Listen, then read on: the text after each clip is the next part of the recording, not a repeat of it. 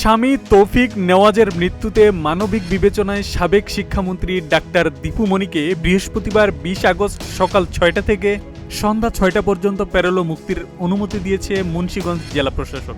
মঙ্গলবার রাত 10:30টার দিকে রাজধানীর একটি হাসপাতালে চিকিৎসাধীন অবস্থায় মারা যান তৌফিক নেওয়াজ। দীর্ঘদিন ধরে কিডনি ও লিভারের নানা জটিলতায় ভুগছিলেন তিনি। স্বামীর মৃত্যুর খবর পাওয়ার পর পরিবারের পক্ষ থেকে দীপু মনিকে প্যারোলে মুক্তির আবেদন করা হয়। বুধবার দুপুরে তার আইনজীবী অ্যাডভোকেট গাজী ফয়সাল ইসলাম মুন্সিগঞ্জ জেলা প্রশাসকের কাছে আবেদনটি জমা দেন। এর আগে কারাগারে গিয়ে মায়ের সঙ্গে দেখা করেন দীপু মনির মেয়ে তানি দীপাবলি নেওয়াজ। পরে মায়ের সঙ্গে আলোচনা ও পরামর্শ করেই পরিবারের পক্ষ থেকে প্যারোলে মুক্তির আবেদন করা হয়।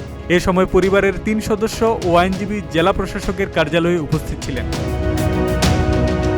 দীপু মনির আইনজীবী জানান, স্বামীর মৃত্যুর বিষয়টি বিবেচনায় নিয়ে সম্পূর্ণ মানবিক কারণেই প্যারোলে মুক্তির আবেদন করা হয়েছিল। অনুমোদন পাওয়ার পর তাকে কারাগার থেকে মুক্তির প্রয়োজনীয় কার্যক্রম শুরু হবে। আব্দুস সালাম, প্রজন্ম 24।